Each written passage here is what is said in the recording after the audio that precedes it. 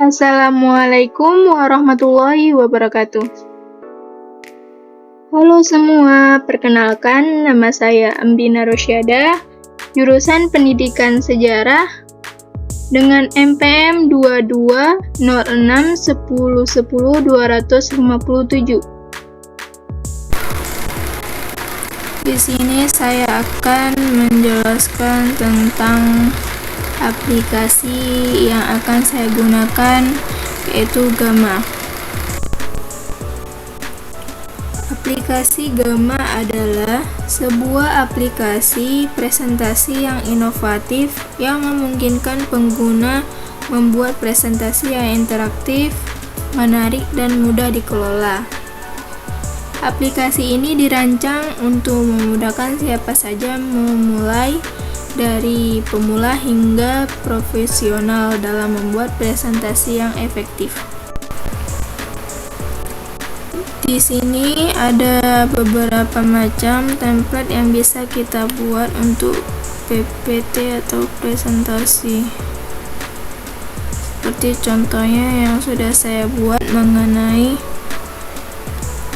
PPT tentang materi sejarah yang berjudul historiografi.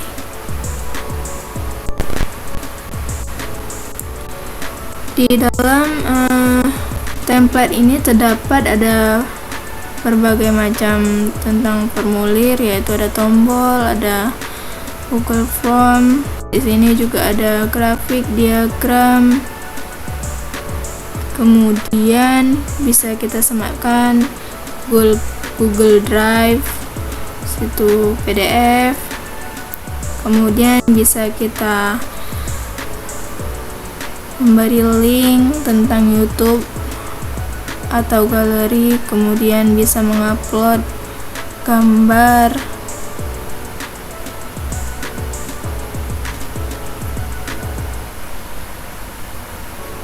Sini.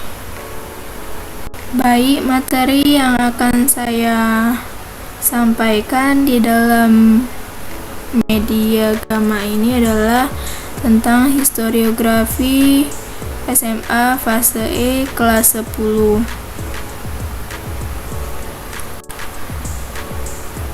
Di sini ada historiografi adalah proses penyusunan fakta-fakta sejarah dan berbagai sumber yang telah diseleksi dalam sebuah bentuk penulisan sejarah, di mana historiografi merupakan tahap terakhir dari kegiatan penelitian untuk penulisan sejarah. Menulis kisah sejarah tidak hanya sekedar menyusun dan merangkai fakta-fakta hasil penelitian, tetapi juga menyampaikan suatu pikiran melalui interpretasi sejarah berdasarkan fakta hasil penelitian. Untuk itu, menulis sejarah memerlukan kecakapan dan kemahiran. Historiografi merupakan rekaman tentang segala sesuatu yang dicatat sebagai bahan pelajaran tentang perilaku yang baik. Nah, dalam proses penulisan sejarah harus memperhatikan beberapa hal berikut, seperti A. Bersifat Indonesia sentris atau berpandangan untuk kepentingan bangsa Indonesia. B. Sesuai dengan perkembangan zaman sekarang agar dapat diterima oleh seluruh masyarakat. C. Mengingat bahwa sejarah merupakan bagian dari pembangunan pendidikan karakter bangsa, yaitu nation building. D. Memperhatikan struktur dan gaya penulisan sehingga penyajian sejarah memiliki unsur-unsur seni serta komunikatif. Di sini historiografi terdapat tiga jenis, yaitu ada pertama historiografi tradisional, yang kedua ada historiografi kolonial, yang ketiga ada historiografi modern.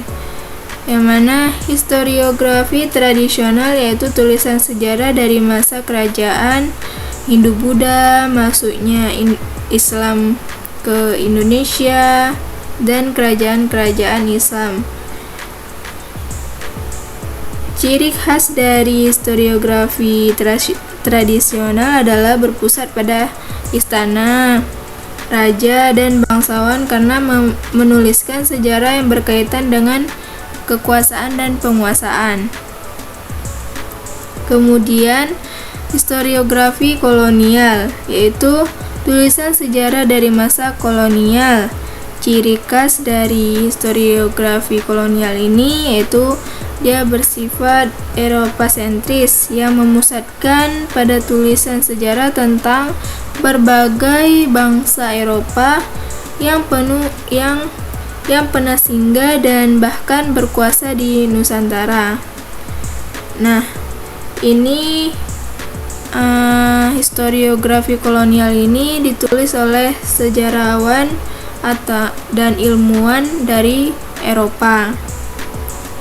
Yang ketiga, historiografi modern, yang mana menurut Sartono Kartodirjo, penulisan sejarah yang menempatkan rakyat Indonesia sebagai pelaku sejarah dari sejarahnya sendiri, itu menerapkan studi krisis. Di sini historiografi modern ini itu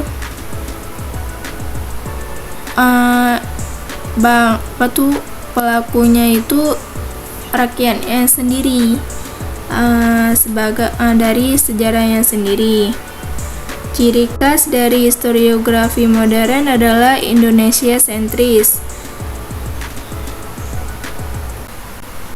Kemudian di sini ada contoh dari historiografi tradisional, yaitu Babat Tanah Jawa.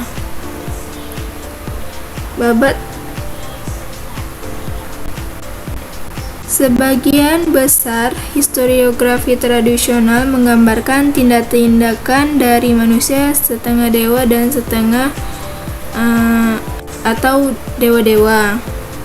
Dewa-dewa atau manusia setengah dewa sebenarnya merupakan suatu perkembangan dari biografi manusia masa lampau yang selalu dilisankan dari kenyataan.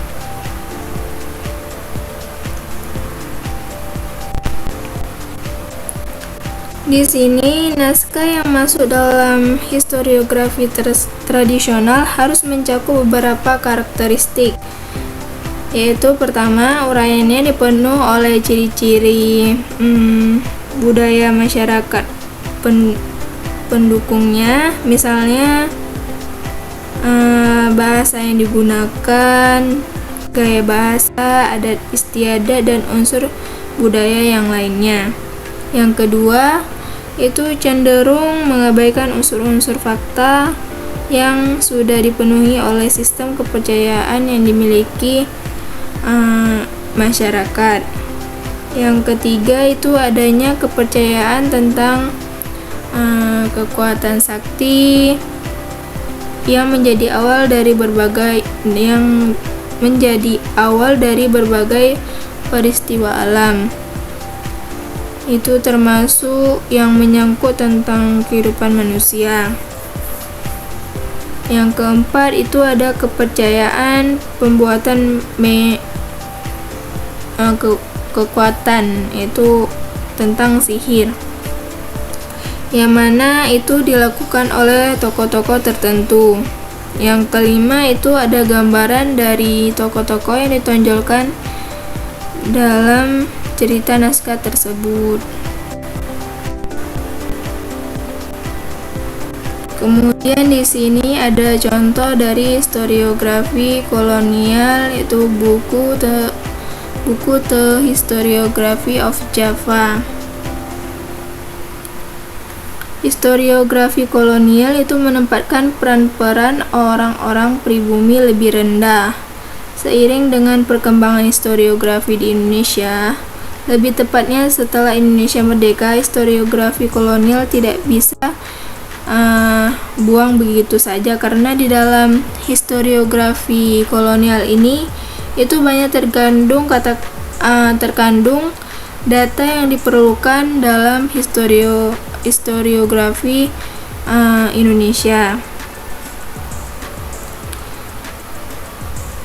Di mana itu ada data yang terkandung dalam historiografi kolonial harus diteliti kembali melalui prosedur ilmiah sejarah atau metode penelitian sejarah dengan melalui tahap heuristik, kritik, interpretasi, dan historiografi.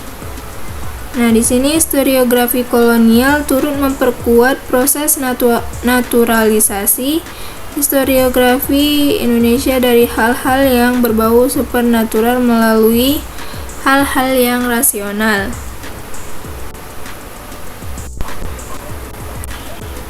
Di sini historiografi modern itu ada contohnya, yaitu pada buku karya Sartono Kartodinjo yang berjudul tentang pemberontakan petani di Banten pada tahun 1888.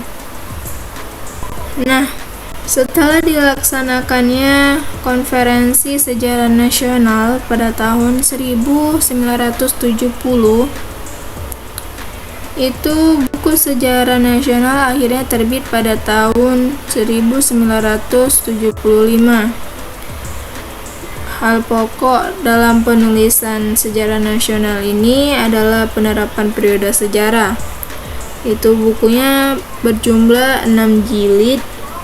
Tersebut mencakup satu, ada prasejarah, yang kedua periode kerajaan-kerajaan lama Hindu, yang ketiga ada kerajaan-kerajaan Islam, yang keempat ada pemerintah kolonial abad ke-19, yang kelima itu ada nasionalisme dan akhir pemerintah kolonial, yang keenam itu ada pendudukan Jepang, revolusi, demokrasi liberal, demokrasi terpimpin, peristiwa 30 SPKI,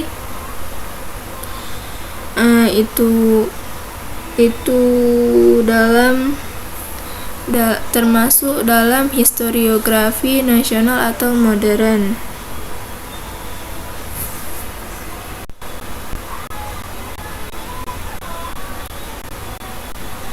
Di sini ada dijelaskan bagaimana menulis sejarah.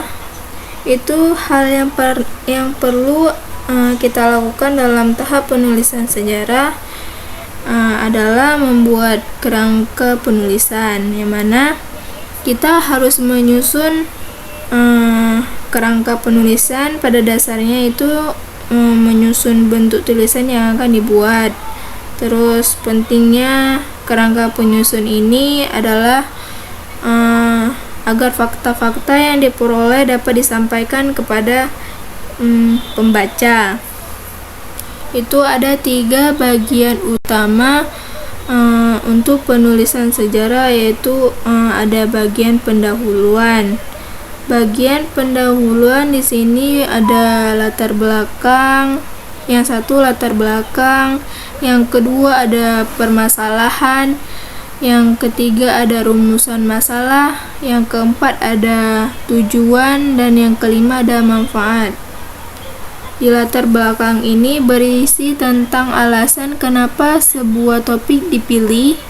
Latar belakang masalah juga menjelaskan kedudukan masalah yang akan diteliti. Nah, yang kedua,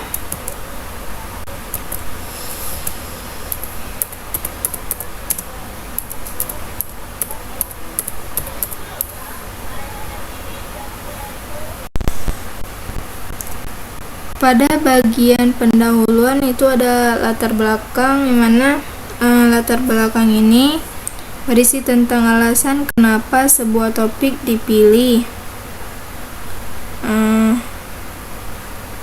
Latar belakang masalah juga menjelaskan kedudukan masalah yang akan diteliti. Kemudian itu ada permasalahan. Di sini menjelaskan hal-hal yang akan diungkapkan atau harus diungkapkan dalam sebuah penelitian. Itu memuat kesenjangan realitas yang terjadi antara teori dan fakta. Kemudian ada rumusan masalah, yang mana itu berisi tentang pernyataan masalah yang menjadi objek kajian dalam penelitian kita. Kemudian ada tujuan. Di sini tujuan itu berisi tentang hal-hal yang hendak dicapai dalam sebuah penelitian. Dan kemudian yang kelima itu ada manfaat, yang berisi di sini ada manfaat teoritis, ada manfaat bagi pembaca. Di sini berisi tentang sumbangan atau manfaat yang dapat diberikan dari hasil penelitian. Kemudian itu bagian isi. Di bagian ini merupakan inti dari tulisan. Sedikitnya bagian isi ini memuat dua hal penting, yaitu penguraian fakta atau analisis, dan penyimpulan atau sintesis.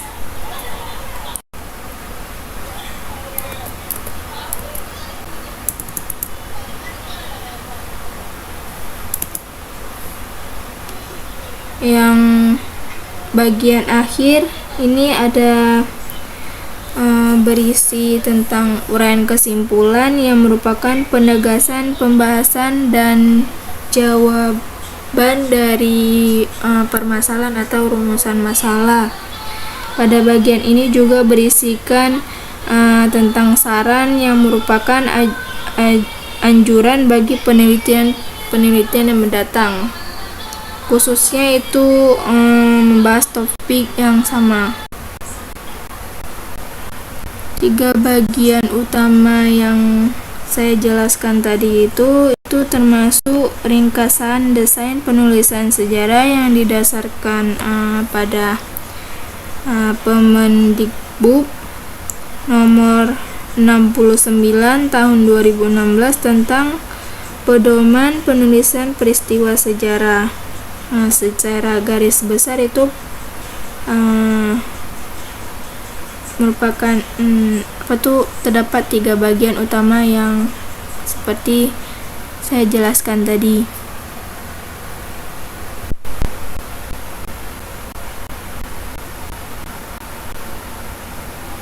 Kemudian selanjutnya itu adalah perkembangan penulisan sejarah atau historiografi dari masa ke masa.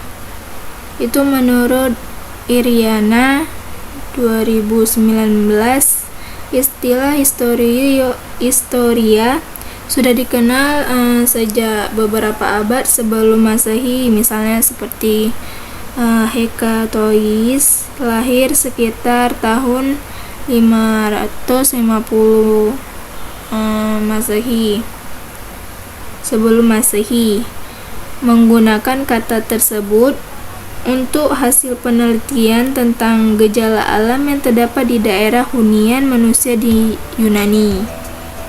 Kemudian istilah ini digunakan oleh Herodotus atau bapak sejarah dunia untuk melukiskan latar belakang geografis dalam karyanya mengenai peperangan orang Persia.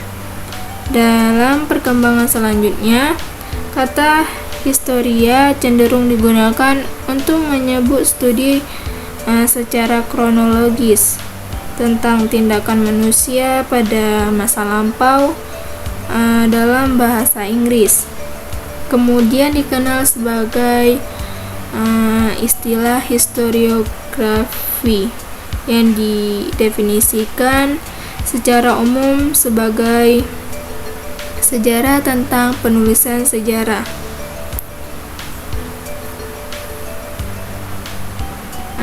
Cukup sekian yang bisa saya sampaikan tentang materi historiografi. Mohon maaf apabila ada kesalahan kata.